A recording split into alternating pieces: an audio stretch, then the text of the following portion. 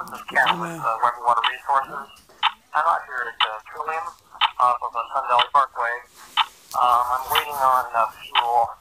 I think it's going to be a while. He was all the way over at Fort McDowell here at 6 o'clock this morning. So I just wanted to give you a heads up. I don't want you to come all the way out here just sitting and wait.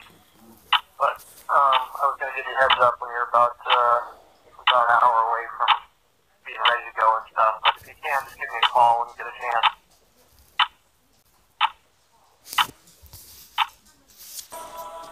Daniel works for a consulting firm. I work with a contracting company.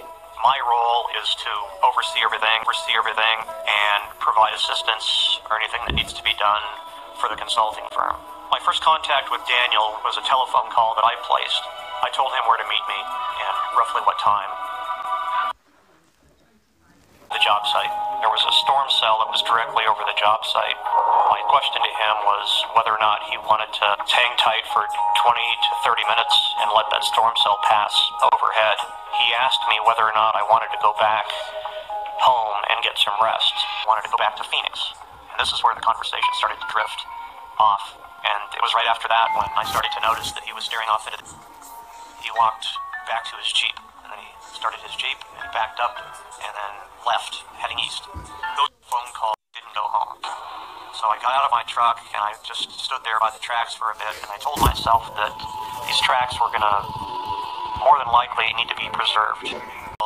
To the company that he works with and told them what had happened. They told me to go ahead and proceed with the work and just give them feedback on an hourly basis. So I told him that I would get another water level at about 3 o'clock, and then I would hop in my truck. Ken advised that Daniel arrived at the site at around 0900 and that it was raining. Ken said that Daniel was saying things that did not make sense, like asking if Ken wanted to go rest and then asked if he wanted to go to Phoenix to rest.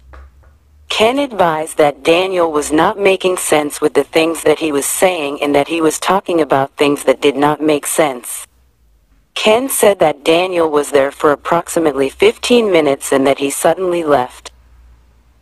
Ken said that he was concerned because of Daniel's behavior and spoke with Steve, who is the project manager, and let Steve know what had happened.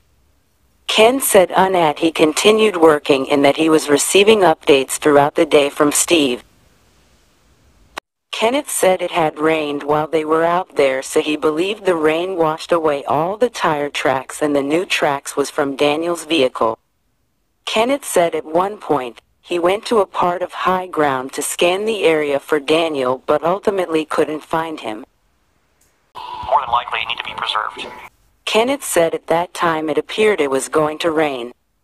Kenneth said he told Daniel he would check the weather application on his cell phone. Kenneth stated as Kenneth began to look at a weather application on his cell phone. At about 0945 hours, he saw Daniel wave to him as if he was waving goodbye. Kenneth said Daniel didn't say anything, walked over to his Jeep and drove away from the area. Kenneth said Daniel was last seen driving south on the dirt road from the job site.